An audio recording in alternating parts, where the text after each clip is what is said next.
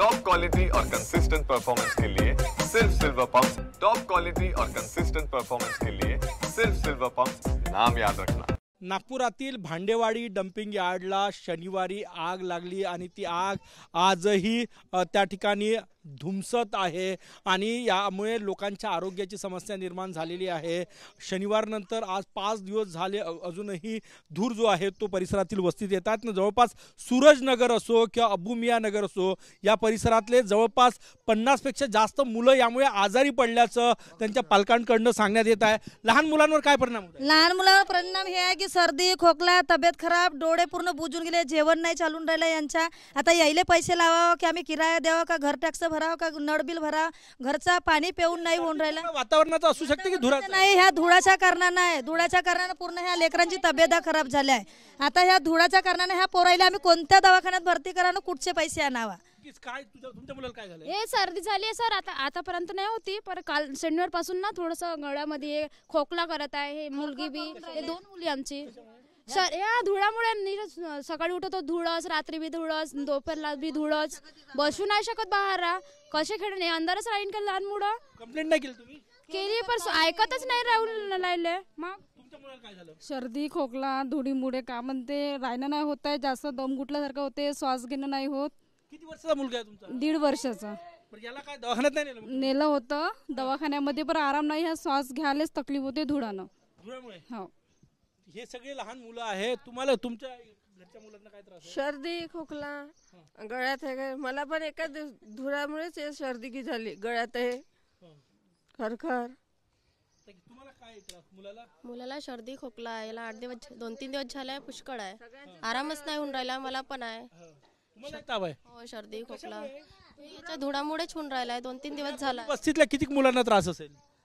लगेच मुलांना आहे ना, सर्दी खोकलाच झालेला आहे। बरं, या तुमच्या गल्लीमध्ये जेवढे मुलं आहे सगळ्यांना त्रास आहे की काही लोक आजारी पडले? नाही, सगळ्यांनाच त्रास आहे। माझा मुलगा तर अंगार लागली त्या दिवशीपासून तर जेवणच नाही करत आहे, कारण की हा घाबरलाय भरपूर। मी डॉक्टरला रात्री काल सांगितलं की हा जेवण नाही करत आहे, तर ते सायरप होती नाही त्यांच्याकडे, तर ते सायरप होती नाही त्याच्या ह्याच्याने त्यांनी सायरप दिली नाही मला। असं ताप असू शकतो, सर्दी खोकला, धुराचा काही हे आहे? धुळाचा आहे ना, आमच्या घरामध्ये आम्ही बसू नाही शिकत, 24 तास आमची कूलर चालू आहे आणि का म्हणते घरात इतकी वास येत आहे धुळाची जळल्यासारखी, खूप बेकार। आम्ही जेवण पण सुद्धा करून नाही राहिलो। अन्न खराब झालं म्हणून तुम्ही दाखवत होता बघा। हे बघा, हे एवढ्या मोल्यातल्या ह्या पूर्ण पोळ्या जमा झाल्या, हे अन्न नाही खाऊ शकत, पूर्ण भाजी भाताची वास येऊन राहिली पूर्ण एवढ्या ह्या धुळाच्या मुळे ना। डोळे असे अंगार होऊन राहिले, हा जेवण कसा करावा आम्ही ना, डोळे कुस करावं होतं ह्या धुळामुळे। एवढी परेशानी आहे मला हदसे जास्त। तुझा मुलगा आहे हा? किती महिन्याचा आहे? 3 महिन्याची। हिलाही त्रास होत आहे? हिलाही त्रास आहे ना। कसला? हे पूर्ण घराच्या आतमध्ये जाते ना, पूर्ण धूळ वगैरे। हे प्रातिनिधिक या एका गल्लीमध्ये जवळपास 25 ते 30 घरं आहे आणि यातले जवळपास 10 ते 12 मुलं आत्ता माझ्यासोबत आहे आणि यांना प्रत्येकांना सर्दी खोकल्याचा त्रास होत असल्याच्या तक्रारी यांच्या आहे। काही लोकांना श्वास घ्यायला त्रास होतो, काही मुलांना असंही म्हणतात।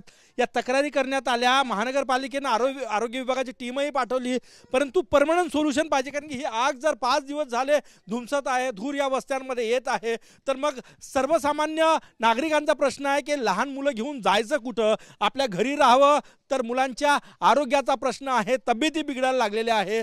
सूरजनगर अबुनगर या 2 वस्त्या ज्या आहे त्या अगदी भांडेवाडी डंपिंग यार्डला लागून आहे, जिथे आग गेले 5 दिवस झाले धुमसत आहे आणि त्याच परिसरामध्ये धुरामुळे इथल्या लहान मुलांचं आरोग्य जे आहे ते धोक्यात आलेलं आहे। कॅमेरामॅन सचिन सयामसह गजानन उमाटे, TV9 मराठी, नागपूर।